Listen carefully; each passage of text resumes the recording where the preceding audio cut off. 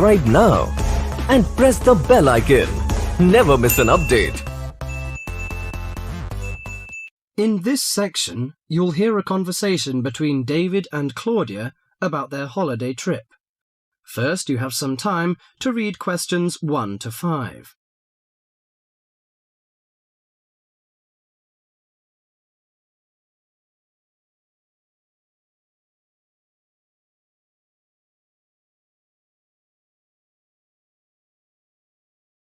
Now listen to the conversation and answer questions 1 to 5. Well, Claudia, our first semester at university is almost over. I can't wait for the holidays. Oh, me too. Why don't we go somewhere far away and forget about lectures and essays and all that hard work? Sounds good to me. How about if we go to the coast? It would be great to do some swimming and surfing. The coast would be good, but let's look at our other options. There are the mountains. They're nice and cool at this time of year. There's also the desert, which I really enjoyed last year. What about going to Sydney? I've never been there, and they say it's a great city to visit. Well, I agree. Sydney would be good, but there are too many tourists there at this time of year, and I'd rather get away from buildings and cars. I vote for the mountains. All right, then, let's do that.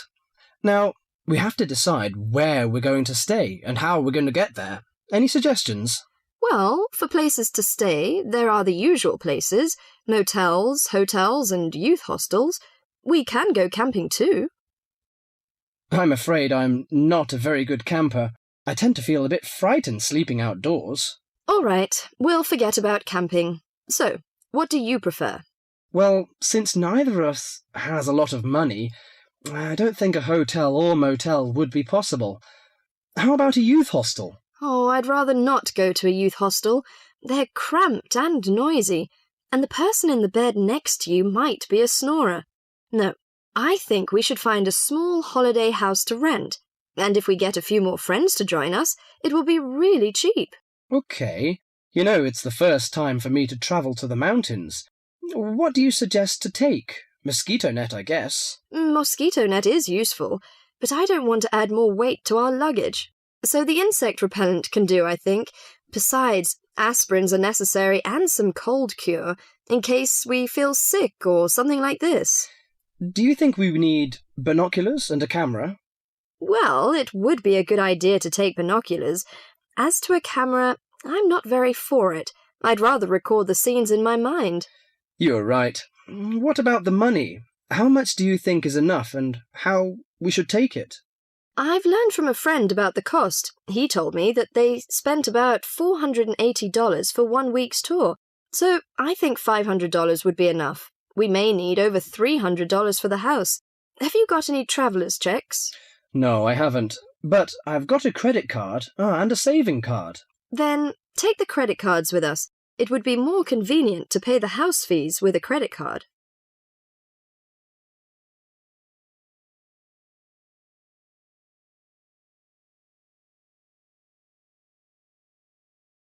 Before the rest of the conversation, you have some time to read questions 6 to 10.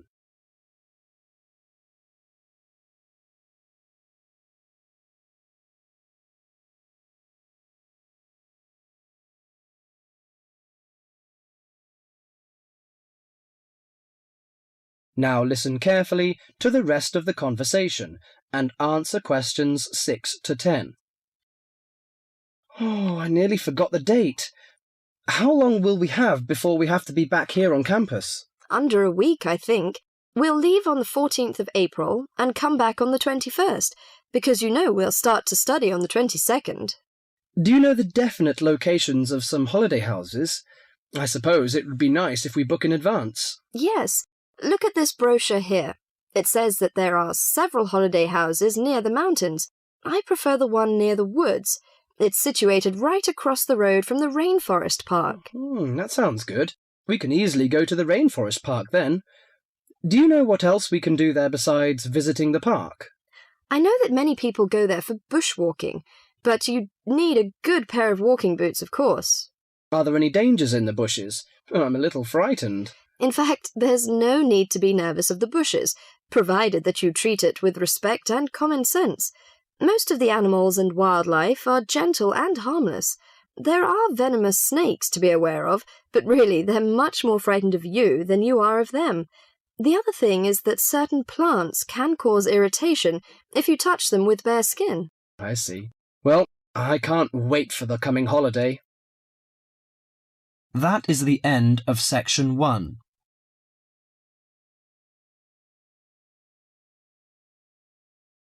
You now have half a minute to check your answers.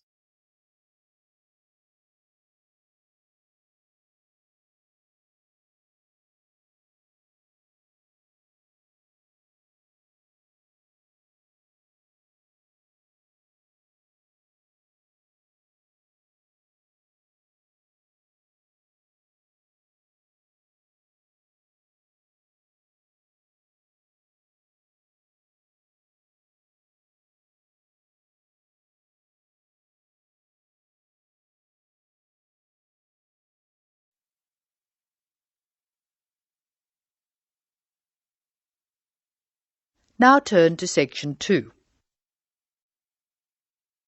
Section 2. You are going to hear a student arranging to transfer between English classes. She is leaving a message on the language department's answering machine. The student's name is Mei Lee. First look at questions 11 to 17.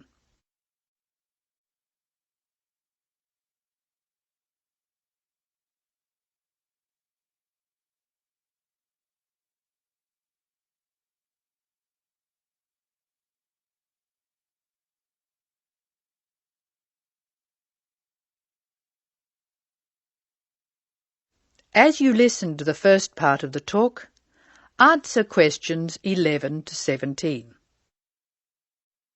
Hello, this is Mei Lee speaking. This message is for Mrs. Brooks in Student Affairs. Mrs. Brooks, I telephoned you last week and you told me to call back and put the details of my request to transfer on the answering machine. I hope you can hear me easily. I have the form here and I'll give you the information working from the top to the bottom. As you know, my family name is Lee, spelled L-E-E, and my first name is May. My student number is 002312. That's 002312. I'm in Mr. Anderson's class. You know, he's the one who helps out with the football team. The next part of the form asks for my address. I'll give it slowly. I live at Flat 5, 10 University Avenue. You probably know the building. It's just near the engineering school. The telephone number is 818-6074. And I share it with a lot of other people, so it's often engaged. I'll give it to you again. 818-6074. I think that's all I have to put on this part of the form.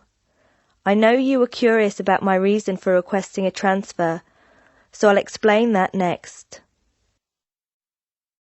Before you hear the rest of the talk, you have some time to look at questions 18 to 20.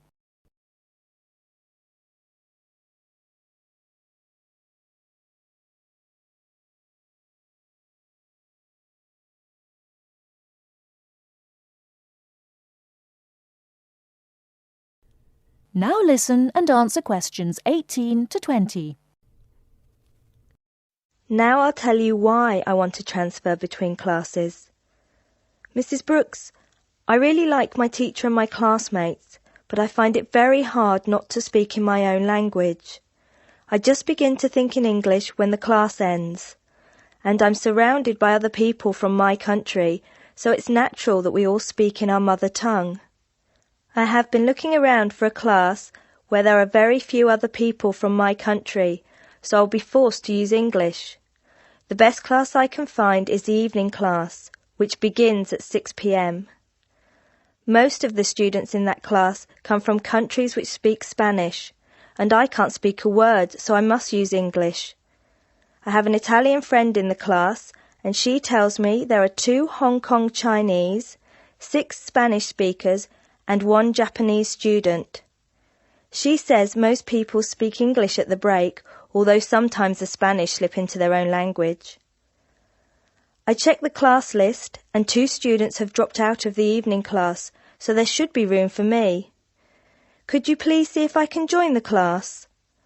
I'm not sure what the class number is, but the evening class I want is in room 305 of the Trotter Building. The class I'm in now is next door to the Trotter Building in Prince Tower, so it's very easy for me to find my way to the new class.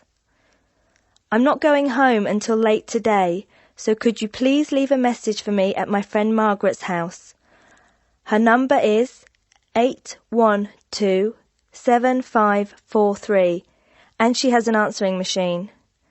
I do hope you can transfer me, Mrs. Brooks. If there is any more information you need, please call me. Thank you very much.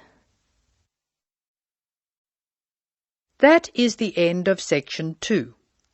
You will now have some time to check your answers.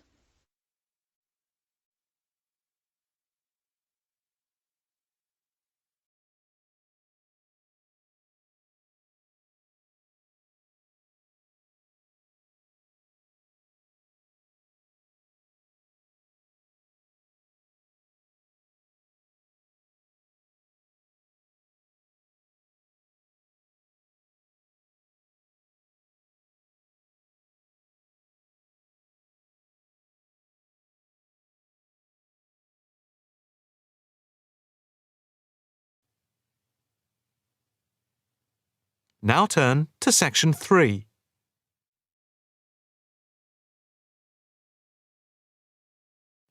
Section 3. You will hear a female and a male student talking about the mock exams that they have just taken. First, you have some time to look at questions 21 to 25.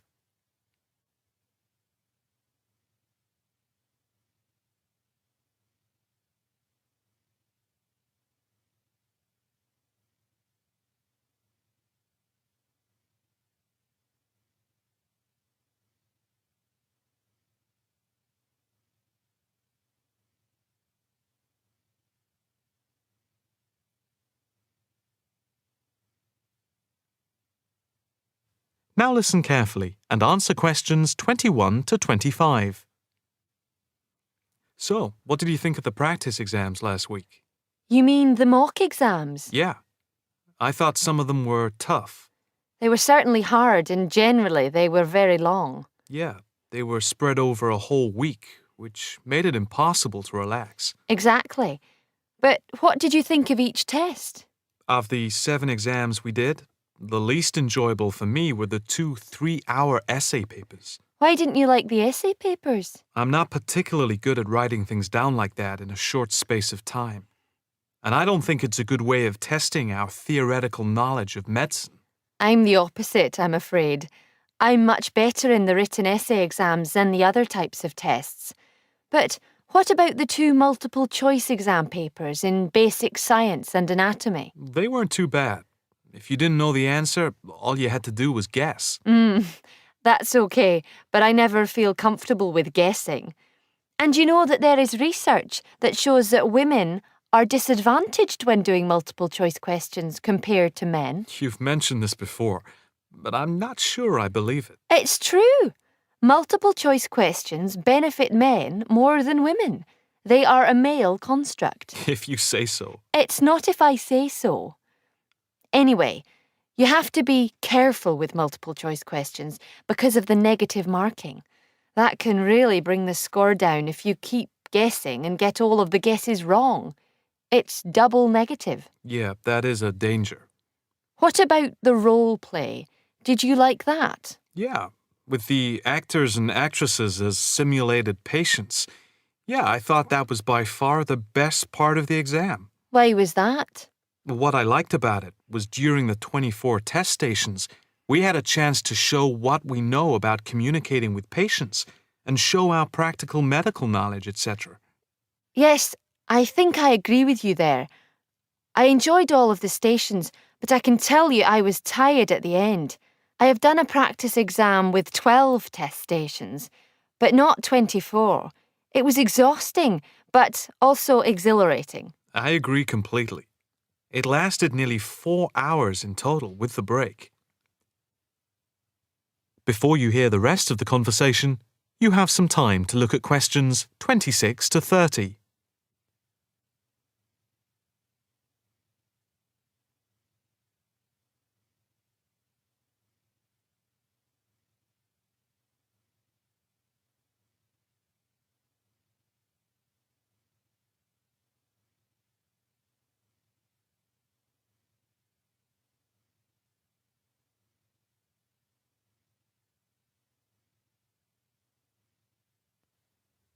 Now listen carefully and answer questions 26 to 30. What did you think of the other 2 exams? The 2 problem-solving tests?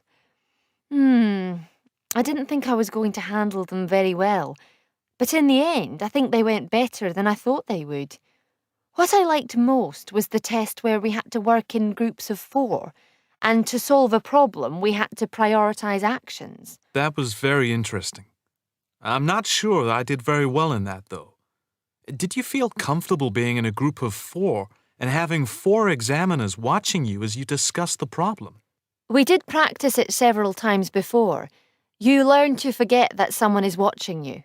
But some people are better at speaking in group situations like that, and they get the best marks. The test doesn't just assess whether people can talk a lot. It's about showing you can listen, organise your thoughts, and then show you can be part of a team, allowing other people to speak. Well, we'll have to see how it goes. When do the results of the mocks come out? They said next week, and then it's the finals 2 weeks later. Yeah, we've got that to look forward to. What is the policy on resits? Why? Are you planning to fail? No, but, well, you know what I mean. The resits are held in September, and if there is any problem after that, it goes to appeal. We'll just have to make sure we don't fail any part of the whole examination. I certainly wouldn't want to do any of it again. Me neither. It's hard when you are not allowed to fail any of the exams. I bet they don't have that policy in any other subject. Probably not. That is the end of section 3. You now have half a minute to check your answers.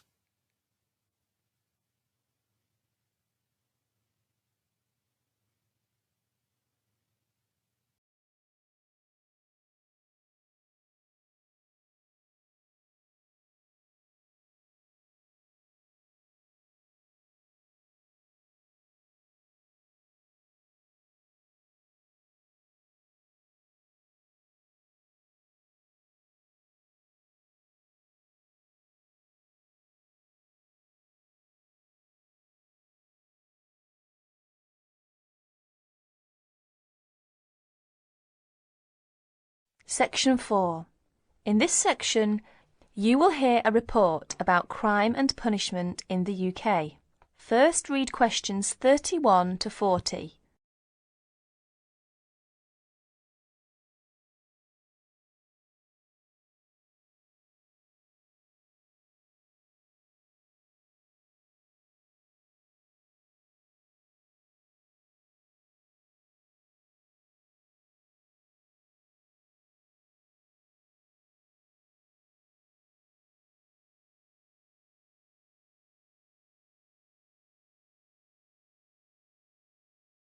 Listen to the report and answer questions 31 to 40. Like many other countries, Britain has experienced a great increase in criminal activity of nearly every kind. Nearly 5 times as many acts of violence were reported to the police in 1997 as 20 years before.